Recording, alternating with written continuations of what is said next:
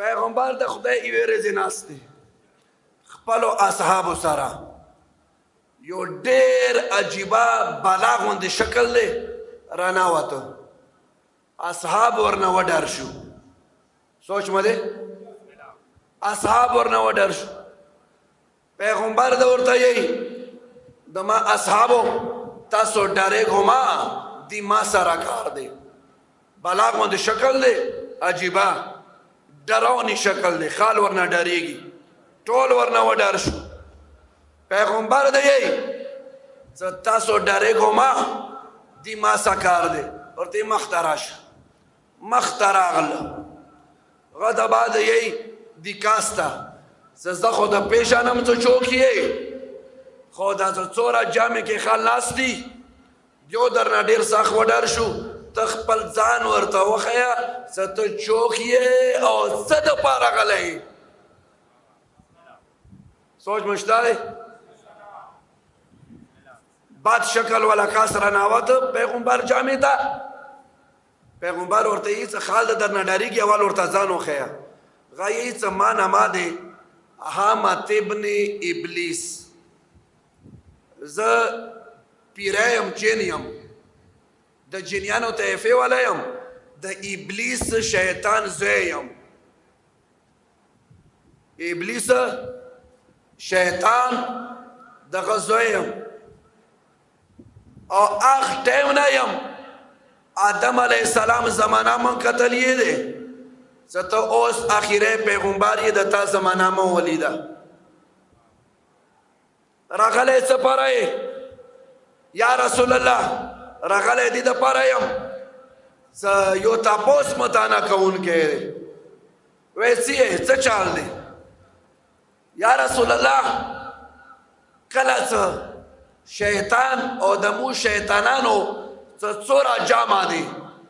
مو کار دا کار دی څه د خدای څوره بندگان دي هغه ګمراه کړو هغو ته مو تکلیف ورکړو مو دا کار دی نو څه د خدای بندګي نه انسان خطا کړو لاړ شي بلې لیارې ته کله څه آدم علیه السلام هغه ته مو تکلیف ورکول نو هغه ټایم به یو ځوان به راڅرګند شو هغه به مو باندې یو فریاد یو اواز بیا باندې وکړه اواز بیا را به وکړه نو پښتو خبره زمونه به ایک دو غلط شو مو به غزې نه لاړو مو به دا سوچ کول چې یاره دا ځوان کوم دی دا کیدی شي د آدم علیه السلام د بعد کوم پیغمبر دی دا به هغه وي کله د شیس پیغمبر زمانه راغله هغه ځوان به بیا راڅرګند شو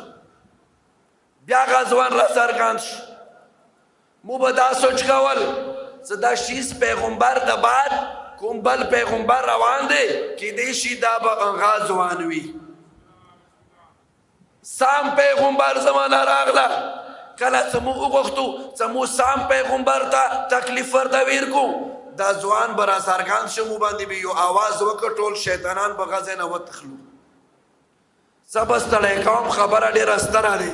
نوح پیغمبر ابراهیم پیغمبر هر یو پیغمبر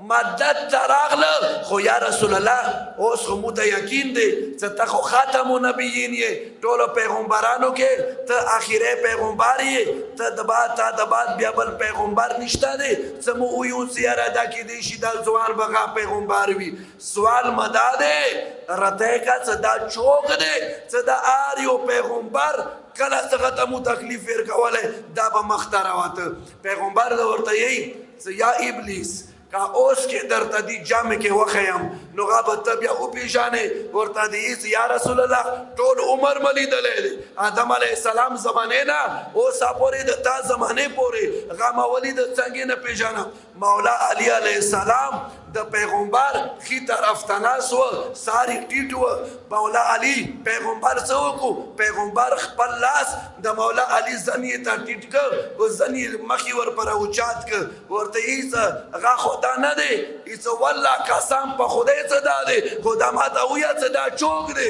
ورته یې څه دا ذاکه وصي و خلیفتي و وارثي امام المتقین سید الوصیین قائد الغر المحجرین علی ابن ابی طالب دے